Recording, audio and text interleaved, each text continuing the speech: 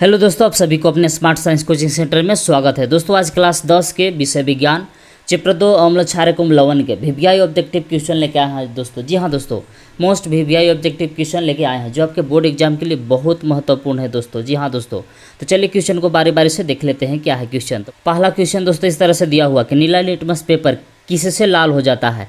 ए अम्ल, बी लवण, सी क्षार, डी इनमें से कोई नहीं। तो इसका सही आंसर क्या हो जाएगा दोस्तों? ए। अम्ल क्या करता है कि नीला लिटमस पेपर को क्या कर देता है दोस्तों? लाल कर देता है। ठीक है, अब क्वेश्चन नंबर दूसरा देखिए दोस्तों, निम्न में से कौन क्षारक है? 4 ऑप्शन दिया हुआ है, तो क्षारक इसमें कौन है दोस्तों? सोडियम हाइड्रोक्साइड है, यानी कि इसका सही आंसर क्या हो जाएगा दोस्तों? डी हो जाएगा, सोडियम हाइड्रोक्साइड। अब आगे देखिए दोस्तों क्वेश्चन नंबर तीसरा क्वेश्चन क्या बोला है दोस्तों?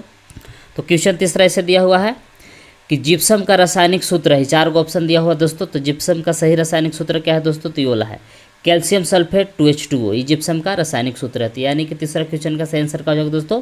बी हो जाएगा। ठीक है दोस्तों, आगे बढ़ते हैं। तो क्वेश्चन 4 इस तरह से दिया हुआ है दोस्तों कि निम्न में से कौन प्राकृतिक सूचक का उदाहरण है? ये 4 ऑप्शन दिया हुआ है, तो प्राकृतिक सूचक इसमें से कौन है दोस्तों? तो लिटमस पत्र है, यानी कि चौथा का सही आंसर क्या हो जाएगा दोस्तों? सी हो जाएगा। ठीक है, क्वेश्चन नंबर 5 देखिए दोस्तों कि किसी बिलियन का पीएच मान 10 है, तो निम्नलिखित में से क्या होगा? ए अम्ल, बी लवण, सी उदासीन, डी क्षार। तो देखिए दोस्तों, अम्ल का पीएच मान 7 से कम होता है, क्षारक का पीएच मान 7 से अधिक होता है, और जिसका पीएच मान 7 होता है वो उदासीन होता है। तो पीएच मान 10 है तो क्या होगा दोस्तों? क्षारक होगा, यानी कि सही आंसर क्या हो जाएगा? डी होगा। ठीक है दोस्तों, 5वां क्वेश्चन का सही आंसर क्या हो जाएगा दोस्तों? डी होगा। ठीक, क्षारक होगा, क्षारक का पीएच मान 7 से अधिक होता है। ठीक है दोस्तों, अब क्वेश्चन नंबर आगे देखिए। तो क्वेश्चन 6 इस तरह से दिया हुआ है दोस्तों, चित्र को देखिए, उसी से आंसर देना है कि दिया गया चित्र क्या सूचित करता है। जो चित्र दोस्तों दिया हुआ चित्र क्या सूचित करता है आपसे पूछ रहा है। हमें हाथ को साफ रखना चाहिए, हमें प्रयोगशाला में हाथ धोकर जाना चाहिए, हमें अम्ल से हाथ धोना चाहिए, सांद्र अम्ल तथा क्षारक वाले बर्तन को चेतावनी चिन्ह। तो इसका सही आंसर हो जाएगा दोस्तों डी। क्या होगा दोस्तों? डी। ये क्या दर्शाता है दोस्तों? तो ये दर्शाता है कि सांद्र अम्ल तथा क्षारक वाले बर्तन की चेतावनी चिन्ह है। ठीक है दोस्तों, अब क्वेश्चन नंबर आगे देखिए। तो अगला क्वेश्चन देखिए दोस्तों, का दिया हुआ है 7। तो 7 क्वेश्चन दोस्तों इस तरह से दिया हुआ है कि इमली में कौन सा अम्ल होता है? सिट्रिक अम्ल, टार्टरिक अम्ल, सिट्रिक अम्ल। दोस्तों ये दो एक ही ऑप्शन हो गया है, गलती से हो गया है, तो इसका सही आंसर क्या होगा दोस्तों? इमली में टार्टरिक अम्ल पाया जाता है, यानी इसका सही आंसर क्या हो जाएगा दोस्तों? बी हो जाएगा। ठीक है, आगे बढ़ते हैं। क्वेश्चन 8 दोस्तों इस तरह से दिया हुआ है कि गंधीय सूचक का उदाहरण है वैनिला, लौंग का तेल, प्याज, उपरोक्त सभी। तो सभी दोस्तों क्या है? गंधीय सूचक उदाहरण है, यानी कि सही इसका आंसर क्या हो जाएगा? डी हो जाएगा। अब क्वेश्चन नंबर 9 देखिए दोस्तों कि सोडियम लवण का परिवार है NaCl, Na2SO4, दोनों डी इनमें से कोई नहीं। तो देखिए दोस्तों, सोडियम क्लोराइड और सोडियम सल्फेट दोनों क्या है? लवण है, यानी कि इसका सही आंसर क्या हो जाएगा दोस्तों? सी हो जाएगा, दोनों सोडियम लवण का परिवार है। ठीक है दोस्तों, अब क्वेश्चन नंबर आगे देखिए। तो क्वेश्चन 10 दोस्तों इस तरह से दिया हुआ है कि इनमें से कौन सा कथन असत्य है? टमाटर में ऑक्सैलिक अम्ल पाया जाता है, ये सही बात है दोस्तों। इमली में साइट्रिक अम्ल पाया जाता है, ये गलत बात है दोस्तों। ठीक, अच्छा, क्षारक का उपयोग साबुन बनाने में होता है, ये सही बात दिया हुआ है। अम्लीय वर्षा का पीएच मान 5.6 से कम होता है, वो सही बात दिया हुआ दोस्तों। तो कह रहा था कि इनमें से कौन सा कथन असत्य है? तो इसका सही आंसर क्या होगा दोस्तों? बी। ये जो कथन दिया हुआ है क्या है? असत्य। ठीक है दोस्तों, अगला क्वेश्चन देखिए। एंटासिड का उदाहरण है A milk of magnesia, B baking soda, C उपरोक्त सभी, डी इनमें से कोई नहीं। तो इसका सही आंसर होगा दोस्तों बी। बेकिंग सोडा क्या काम करता है दोस्तों? पेट की दर्द को कम करने में काम करता है, यानी कि एंटासिड का उदाहरण है बेकिंग सोडा। ठीक है दोस्तों, अब क्वेश्चन नंबर आगे देखिए। तो क्वेश्चन 12 देखिए दोस्तों इस तरह से दिया हुआ है कि निम्न में से कौन सा कथन सही नहीं है? फिर भी कथन का है चुनना है, गलत है।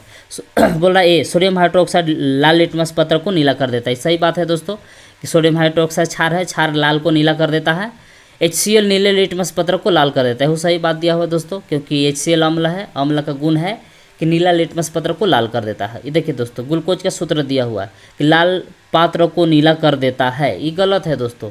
देखिए ग्लूकोज ना अम्ल होता है ना क्षारक होता है। ठीक है, डी मेथिल ऑरेंज कृत्रिम सूचक है, वो सही बात है। तो कौन कथन असत्य है दोस्तों? कह रहा था कौन कथन सत्य सही नहीं है? तो ये देखिए दोस्तों सी कथन दोस्तों का है सही नहीं है, यानी कि 12 का सही आंसर का हो जाएगा सी। ठीक है दोस्तों, अब क्वेश्चन नंबर 13 देखिए कि निम्न में से किस पदार्थ का पीएच मान 7 से अधिक होता है?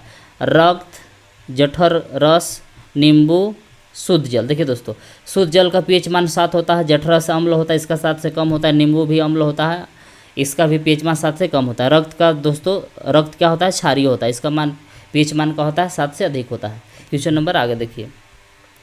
तो 14 क्वेश्चन दोस्तों इस तरह से दिया हुआ है कि लैक्टिक अम्ल का प्राकृतिक स्रोत है, ए चाय, बी वेनिला, सी दही, डी कॉफ़ी। तो देखिए दोस्तों, दही में क्या है कि लैक्टिक अम्ल पाया जाता है, यानी कि इसका सही आंसर क्या हो जाएगा दोस्तों? सी दही होगा। इसमें कौन सा अम्ल पाया जाता है? लैक्टिक अम्ल पाया जाता है। ठीक है, अगला दोस्तों 15 क्वेश्चन देखिए कि अधातु ऑक्साइड की प्रकृति होती है अम्लीय, क्षारीय, दोनों, इनमें से कोई नहीं। तो देखिए दोस्तों, अधातु ऑक्साइड अम्लीय प्रकृति की होती थी, यानी इसका सही आंसर हो जाएगा दोस्तों ए। और धातु ऑक्साइड क्षारीय प्रकृति की होती है। ठीक है, तो 15 के सही आंसर क्या हो जाएगा दोस्तों? ए, अम्लीय होती है। अब 16 क्वेश्चन देखिए दोस्तों कि दीवार पर सफ़ेदी कराने का के लिए किसका उपयोग होता है?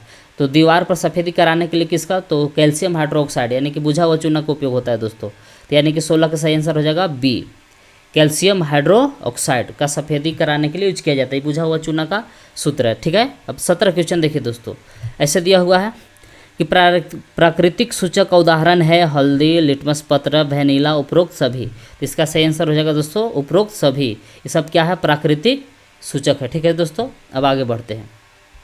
अब क्वेश्चन नंबर 18 देखिए दोस्तों, क्या दिया हुआ है कि इनमें से कौन सा प्रबल क्षारक नहीं है? A sodium hydroxide, B potassium hydroxide, C calcium hydroxide, D इनमें से कोई नहीं। देखिए दोस्तों, अब ऐसे माना जाए तो तीनों प्रबल क्षारक है तो ऐसे आंसर होना चाहिए डी, इनमें से कोई नहीं। लेकिन देखा जाए तो सबसे अधिक प्रबल सोडियम हाइड्रोक्साइड है, उससे थोड़ा सा और कम प्रबल होता है पोटेशियम हाइड्रोक्साइड, उससे और कम प्रबल कौन होता है?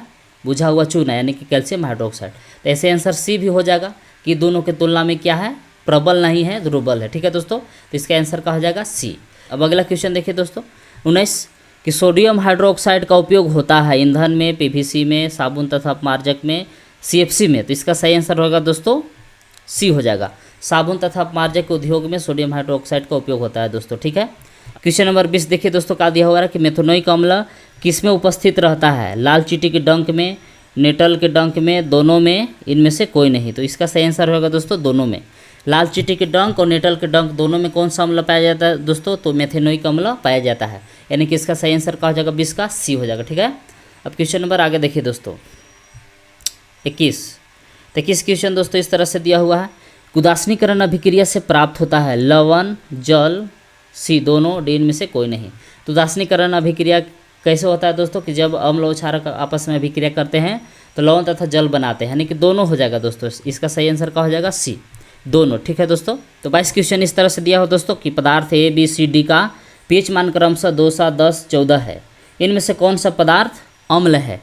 ए बी सी में सी, डी में डी दिया हुआ दोस्तों। देखिए दोस्तों, अम्ल का पीएच मान 7 से कम होता है, तो 2 देखिए दोस्तों, ये कम है पीएच मान, यानी कि ए बिलियन जो होगा अम्ल होगा, यानी कि सही इसका आंसर हो जाएगा दोस्तों ए। ठीक है, अब आगे बढ़ते हैं। तो अगला क्वेश्चन देखिए दोस्तों 23 क्वेश्चन इस तरह से दिया हुआ दोस्तों कि कौन सा पदार्थ क्लोरीन से अभिक्रिया करके विरंजक चूर्ण बनाता है? 4 ऑप्शन दिया हुआ दोस्तों। तो बुझा हुआ चूना पर जब क्लोरीन गैस प्रवाहित किया जाता है तो क्या निर्माण होता है दोस्तों? विरंजक चूर्ण का निर्माण होता है। तो सही आंसर इसका क्या हो जाएगा दोस्तों?